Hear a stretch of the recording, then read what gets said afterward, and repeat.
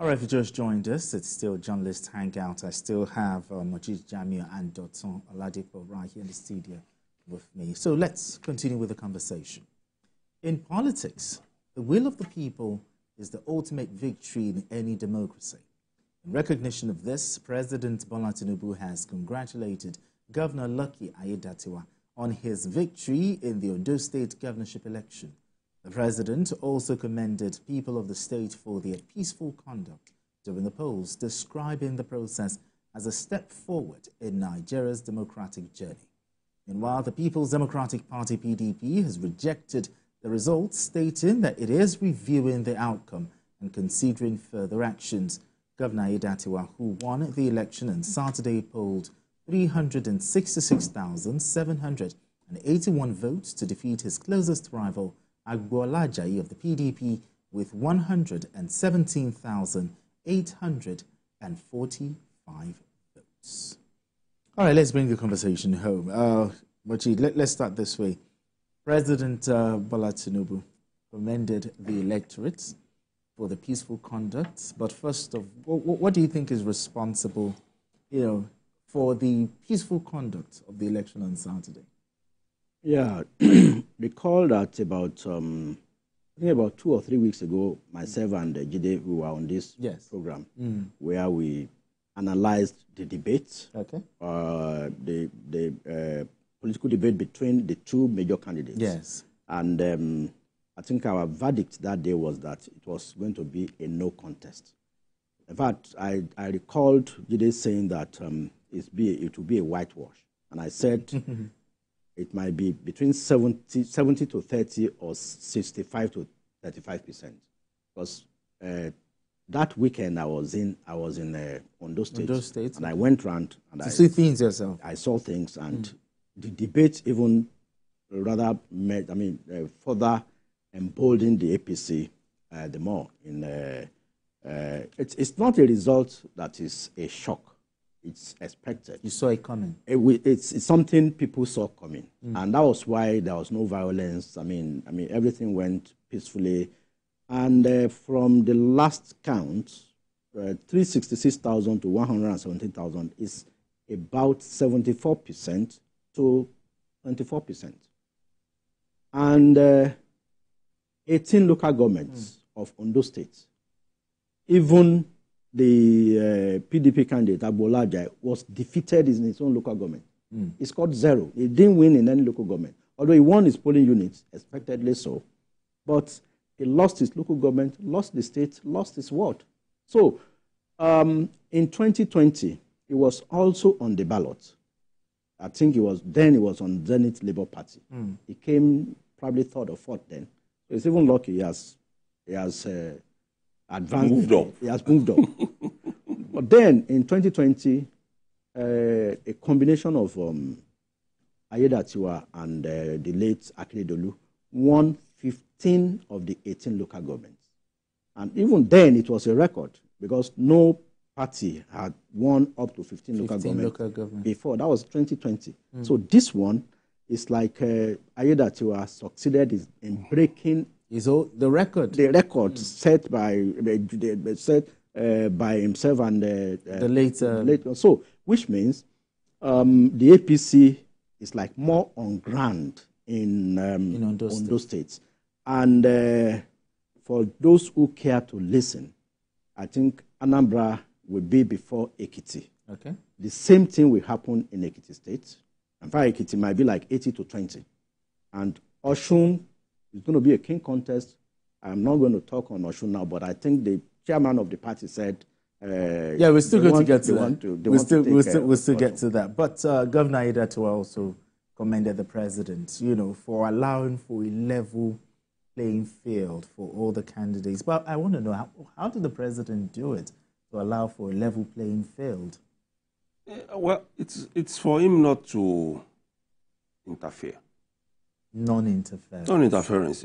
I said it the last time I came on this program that for those who are thinking there will be violence, it will be an anticlimax. Because this is a state where also the governor has learnt a few lessons. Okay. I've always referred to some of the off-cycle elections we have had. When you look at the comportment of the man at the helm of affairs, you will know if he's going to succeed. And I'll cite one or two examples. Despite the fact that the man had a tough time succeeding the late Rotimi Akeredolu, have you seen anywhere he has abused that family or the supporters of the man? That is common sense. Once you learn how to live peacefully with your enemy, which some governors are beginning to imbibe now, you will always have your way. He did not come at the time he became governor to start fighting everybody. Now I have power. Even in his acceptance speech, he still dedicated that victory to the family of Akeredolu and his camp. Yeah. Because he knew that at any point he decides to go against those people, they are going to the camp. And the next place for them will be to go to the PDP or the Zenith Labour Party. And that would have made it very tough for him. So when you have situations like that, there is nothing else to expect. I got a voice note, almost about 6 minutes, from one of our top Nigerian actors, Yomi Fashlanso. And he was talking about some of the things he noticed about that election. One, the man came in, like I said, made peace. Mm-hmm. Two, every unpaid money to pensioners, to civil servants, he started sorting it out. Yeah. He was also talking to his brother governors, especially that of Ekiti. Mm-hmm. How do we ensure that the roads linking our states get better? Yeah.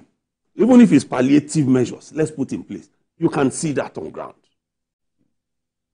He was also talking to others, and even APC people, not fighting them. That's why a Governor Sanwo-Olu and Ahmed Ododo, they could leave and go and say, we are here with you. Yeah. He wasn't combative, despite the fact that those people were earlier relating with Arakunrin Rotimi Akeredolu. When you are a man of peace, in fact, I saw a video where I went into the Situation Room after winning the election.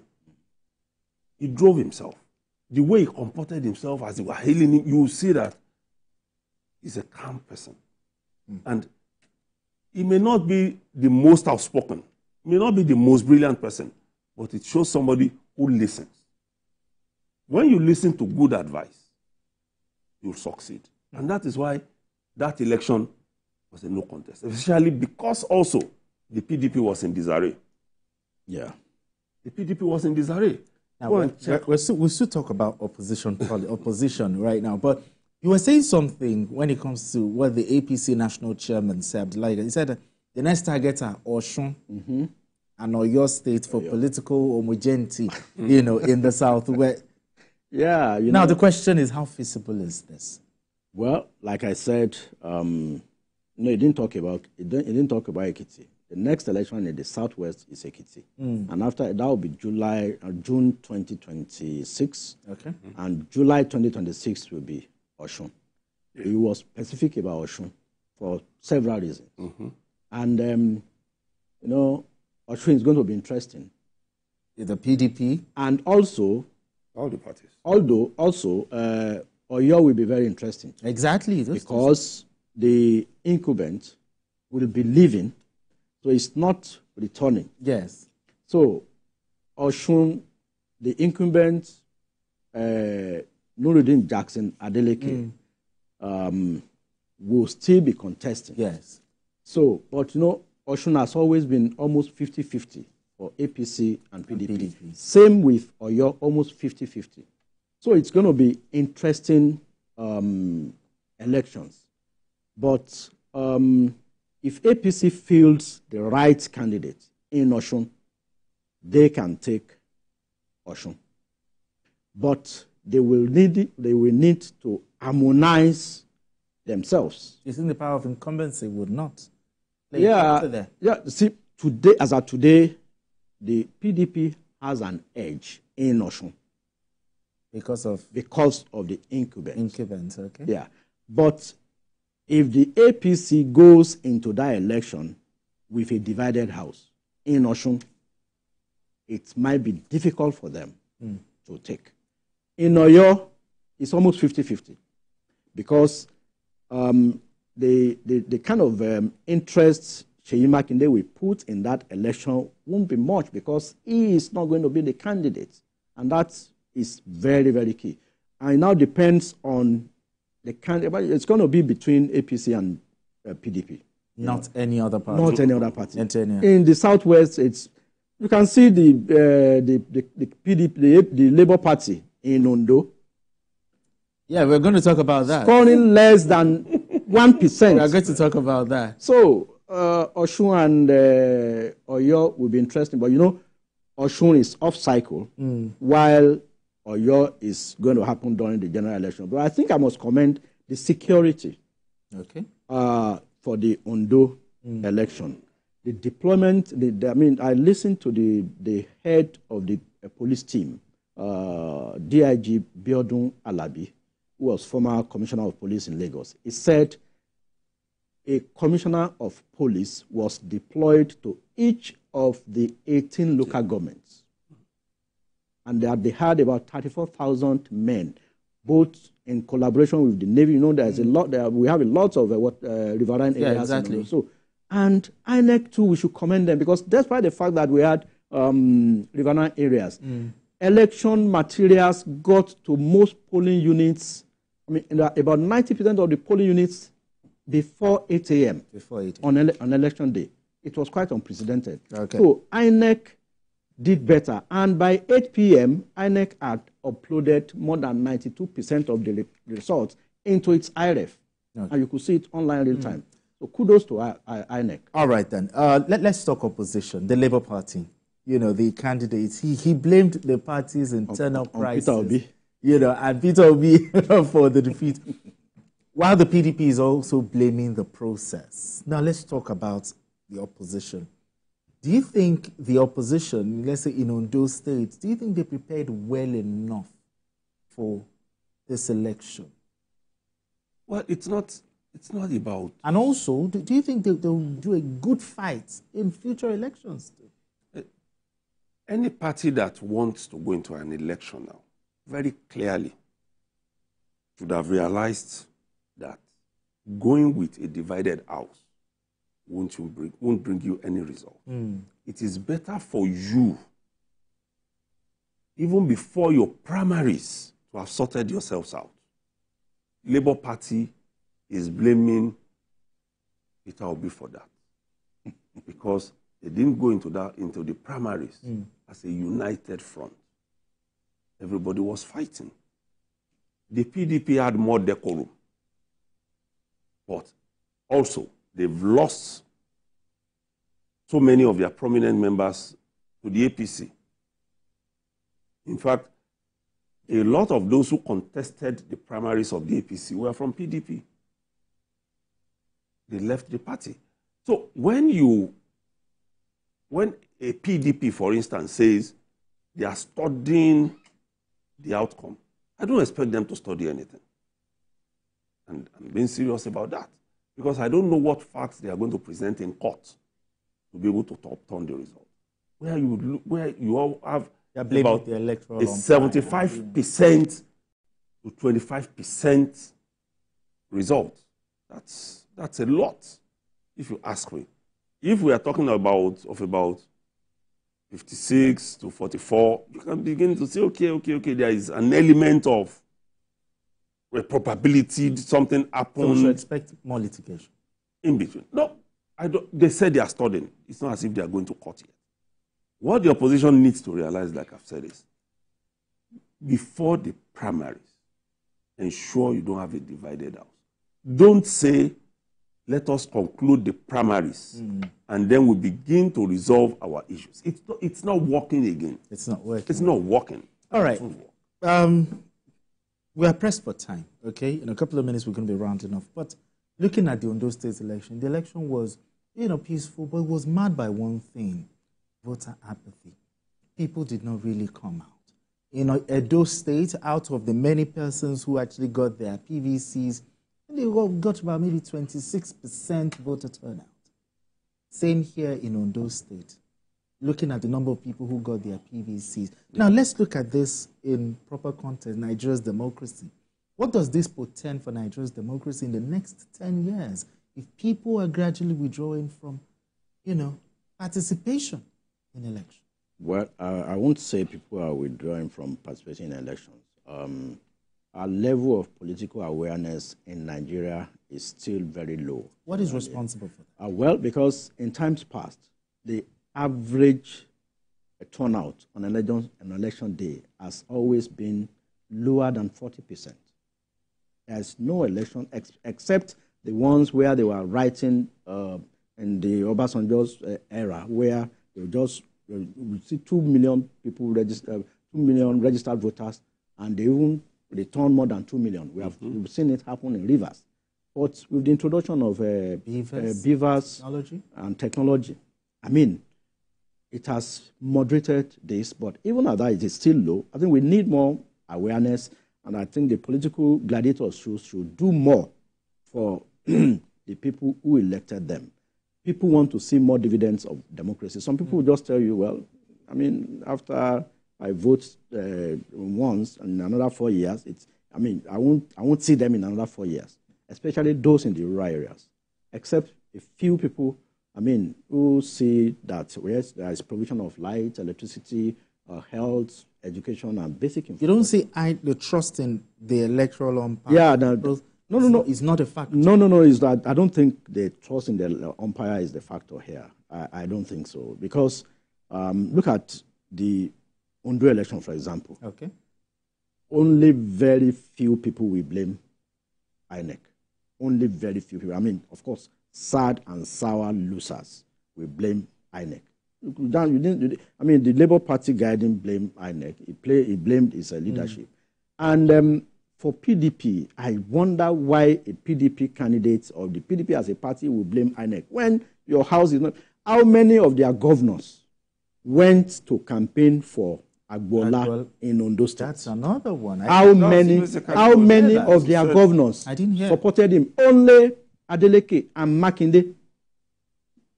Meanwhile, compared to that of APC, the governor of Kogi, Lagos, Ekiti, even Zulum, from far away Borno, also, it was there. Opu Sodima was there.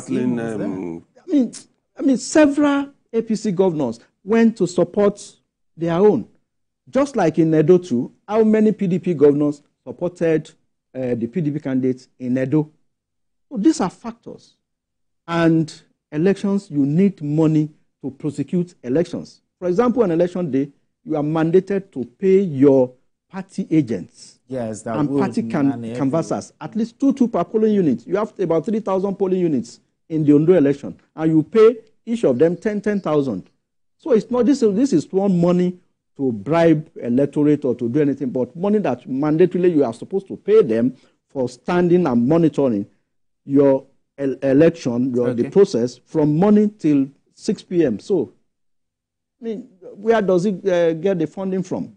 So these are issues that comes to play, and for PDP, if they fail to put the house in order, they will continue to see this kind of results going forward. Now let's talk, voter apathy. What does this portend for Nigeria's democracy in the next 10 years? But it's not only Nigeria. Check out the last US election. It dropped also. So it's like... Well, you can't compare that drop to no. we're having. We saw the Liberian election. It's always dropping every year.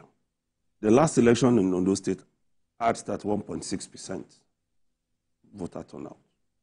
This one, 24.8%. Don't be shocked that the next one could be 20%. Because for reasons that are unfolding, people are beginning to lose interest. Why? Yes, that's why we're saying unfolding.